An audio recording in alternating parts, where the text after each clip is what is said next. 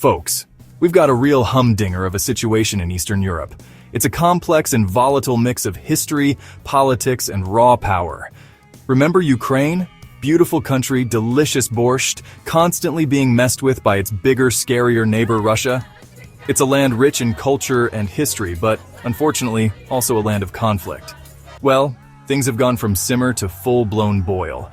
The tension has escalated to a point where it's no longer just a regional issue. Russia decided to liberate Ukraine. Or at least that's the official line they're pushing. Problem is, nobody in Ukraine asked for a liberation, especially not one involving tanks and airstrikes. The so-called liberation has brought nothing but chaos and destruction. Now I know what you're thinking. Why should I care about some border dispute in a place I can't even pronounce? Fair question. But this isn't just a local skirmish. Here's the thing. It's about the whole damn world order. The principles that have kept relative peace for decades are at stake. See, after World War II, we all agreed to play nice. Nations came together to ensure such horrors wouldn't repeat. No more invading your neighbors just because you feel like it. Sovereignty and territorial integrity became the new norms. But Vlad Putin? Well, he seems to have missed that memo. His actions are a blatant disregard for international law. He's throwing his weight around like a drunk guy at a pie-eating contest. It's reckless and dangerous. And it's not a good look, folks. Not good at all. The international community is watching, and the stakes are incredibly high. This isn't some Cold War chess match either. Real people are dying. Families are torn apart.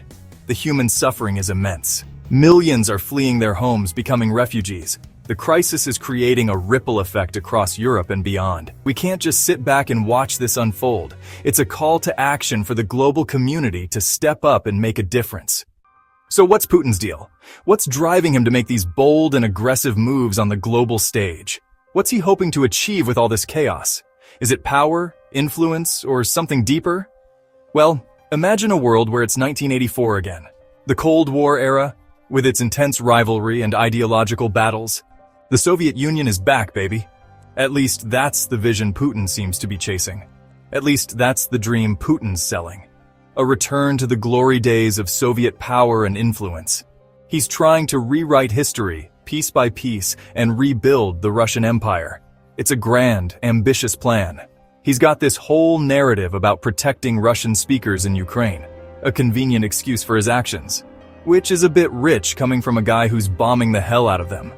The irony is hard to miss. It's like setting your house on fire to get rid of a spider. The destruction is immense and senseless. Overkill much? But here's the kicker. If Putin gets away with this land grab, who's to say he'll stop there? What's next? Moldova? The Baltics?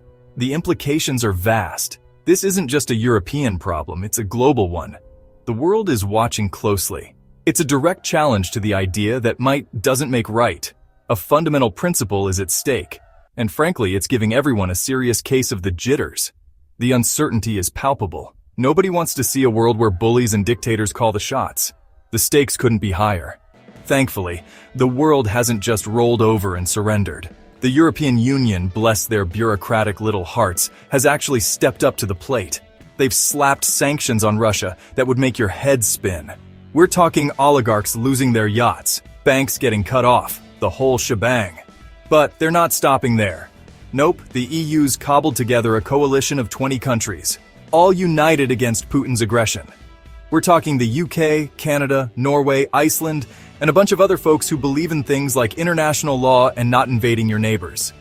This coalition's got one goal: help Ukraine defend itself effectively.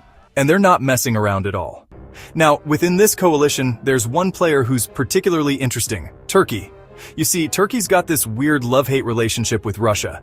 They're like that couple who's always fighting but can't seem to stay away from each other.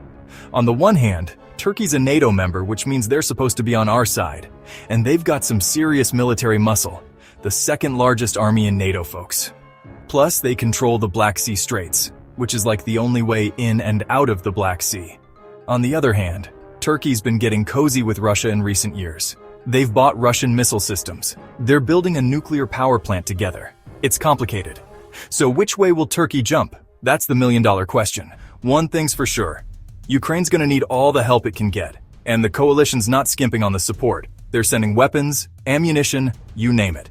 The UK's been particularly generous, sending over anti-tank missiles like they're going out of style. The US is chipping in too, because what's a good global conflict without America throwing its weight around?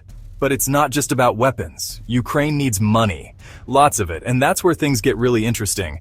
The EU's talking about an 800 billion euro fund for Ukraine. That's billion with a B. Now, that kind of money doesn't just appear out of thin air. It's going to require some serious economic maneuvering.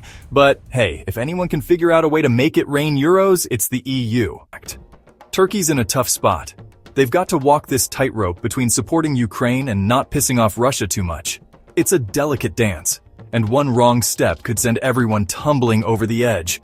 On the one hand, Turkey's condemned the invasion and supplied Ukraine with those killer TB2 drones that have been giving Russian tanks a serious case of the blues. On the other hand, they haven't joined in on the sanctions. They're still buying Russian gas and they're not closing the Black Sea to Russian warships. It's a real head-scratcher. But here's the thing. Turkey's got leverage. They're the only ones who can really talk to both sides. They could be the key to ending this conflict, or at least preventing it from spiraling totally out of control.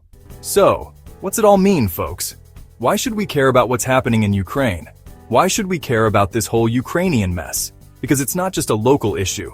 Because this isn't just about some border dispute in Eastern Europe.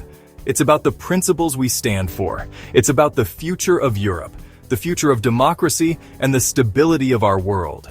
The future of the world as we know it. If we ignore this, we risk everything. If Putin gets away with this, it sets a dangerous precedent. It emboldens other authoritarian regimes. It tells every tin-pot dictator out there that they can just waltz into their neighbor's territory and take what they want. No questions asked. And that's a recipe for disaster. A world where might makes right is a world of chaos. We're at a crossroads here, folks. The path we choose now will shape our future. The decisions we make today will have consequences for generations to come. Our children and grandchildren will live with the outcomes. We can choose to stand up for what's right, to defend democracy and freedom, to support the people of Ukraine in their struggle, or we can stand by and watch as the world descends into chaos. The choice is ours. The future is in our hands.